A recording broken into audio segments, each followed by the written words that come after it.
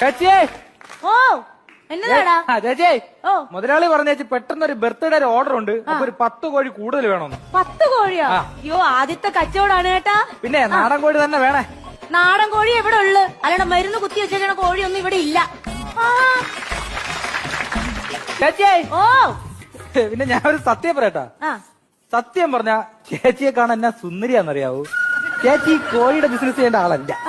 ചേച്ചി കോടികളുടെ ബിസിനസ് ചെയ്യേണ്ട ആളാണ്.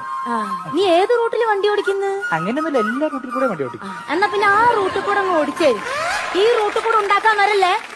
കൊള്ളാലോ നീ. കോഴി എന്താ? അല്ല കോഴി ഇപ്പൊ എടുത്തു കൊണ്ടുവരാ.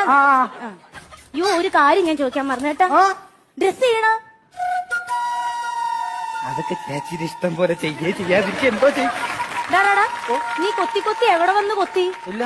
ഇല്ല നീ ഇവിടെ വന്നേ പിന്നെ തുടങ്ങിയതാണല്ലോ ചിക്കനും ചകയിലും. ഫോൺ ചെയ്യുമ്പോ ഇങ്ങനെയൊന്നും അല്ലല്ലോ. ആര് ഫോൺ ചെയ്ത്? എന്നോട് കോഴിത്തര ഇറക്കല്ലേ? നിന്നെ അങ്ങനെ വിട്ടാ ശരിയല്ലേ? അവിടെ അച്ചായ